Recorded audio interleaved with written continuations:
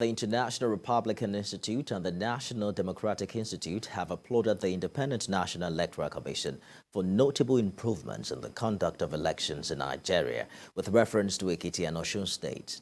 At a news briefing in Abuja on its pre-election assessment mission to Nigeria, the organization say the success points to INEC's better preparedness for the 2023 elections. Moyo Thomas reports.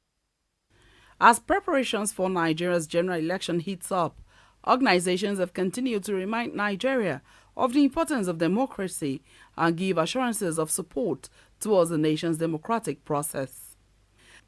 The Ekiti and Osun State elections have been precursors to test the level of preparedness for the general election with the amendment of the electoral laws. The Ohio Secretary of State and the American State IRI and NDI, in the assessment of the current political environment, believe that the Electoral Act has elevated public confidence in INEC to deliver in 2023. To be clear about how serious this work is, the work of running free and fair elections is really the only way to establish the legitimacy of elected officials. And that's why this work is so crucial, and that's why we care so deeply about it, as I know Nigerian civil society does, and all of the stakeholders that we've met with.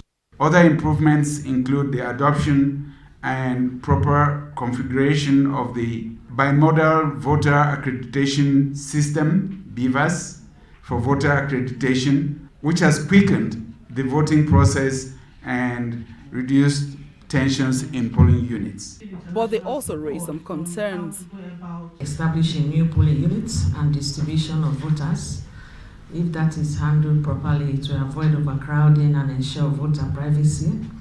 Polling unit layout and setup needs to be looked into to improve on voter accessibility, ballot secrecy, and reduce also vote buying.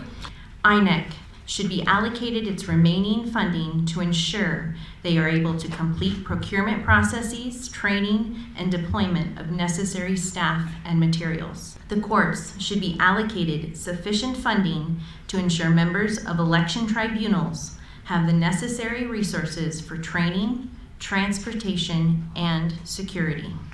They urge Nigerians to shun all forms of vote buying, as such funds could better serve them if put into infrastructural development. In all, Nigeria continues to get the international support it needs in strengthening its democratic institutions. Moyo Thomas, TVC News, Abuja.